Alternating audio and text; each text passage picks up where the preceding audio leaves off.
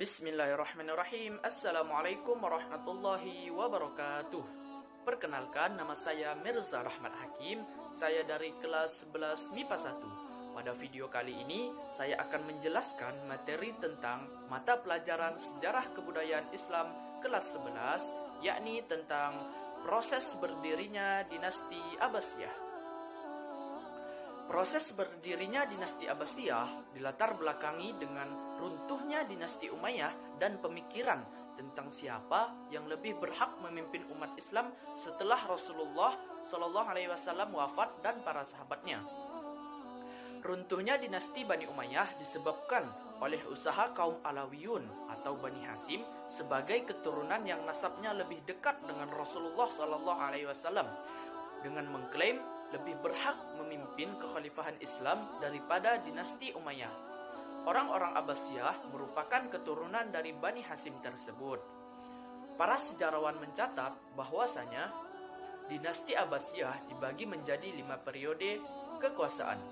Yang pertama, periode pengaruh Persia I, yaitu dari tahun 132 Hijriah hingga 232 Hijriah. Periode yang kedua yaitu pengaruh Turki I, yaitu dari tahun 232 Hijriah hingga 334 Hijriah.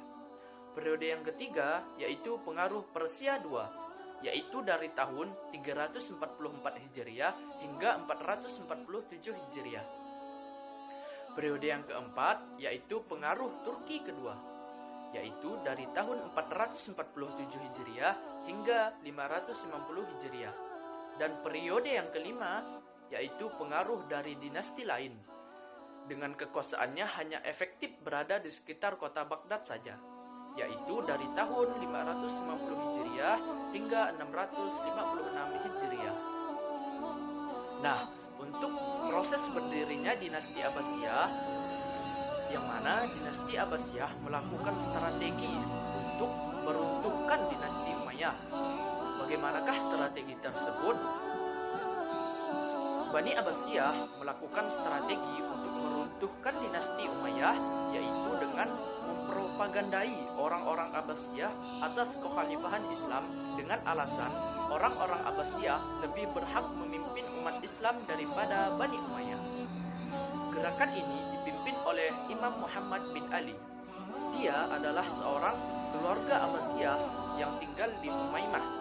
Untuk menggabungkan berbagai kekuatan langkah keluarga Abbasiyah, yang mereka ambil adalah mengatasnamakan Bani Hasyim untuk menghindari perpecahan dengan kelompok Syiah. Akhirnya, strategi yang diambil dapat menggabungkan kekuatan terutama pendukung fanatik Ali bin Abi Thalib dan kelompok yang lainnya. Sebelum melakukan usaha propaganda, ditunjuklah 12 propagandis yang akan disebar di berbagai wilayah, antara lain Khurasan, Kufah, Irak, dan Makkah. Dari 12 propagandis yang terkenal yaitu Abu Muslim al-Khurasani, yakni tokoh masyarakat di Khurasan yang merasa dirugikan selama pemerintahan Bani Umayyah. Dari isu ketidakadilan tersebutlah berbagai kelompok yang tidak senang dengan pemerintahan Bani Umayyah menyatakan kesetiaan kepada Abu Muslim al-Khurasani untuk membela Bani Hasyim dan Bani Abbas. Dari gerakan dan propaganda yang dimotori Muhammad bin Ali disambut baik oleh masyarakat. Muhammad bin Ali pun meninggal pada tahun 743 Masehi. Kemudian gerakan ini dilanjutkan oleh putranya, yaitu Ibrahim al-Imam. Dia menunjuk Abu Muslim al-Khurasani sebagai panglima perang karena sangat ahli dalam menarik simpati berbagai kelompok.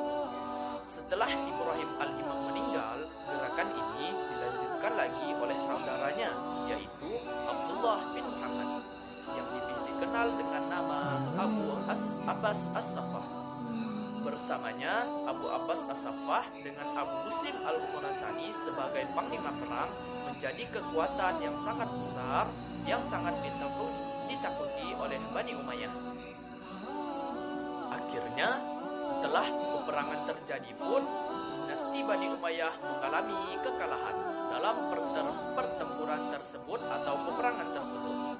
Khalifah Bani Umayyah yang terakhir yaitu Marwan II bersama 120.000 tentaranya yang bertahan berusaha menyeberangi sungai Tigris menuju Zab-Hulu.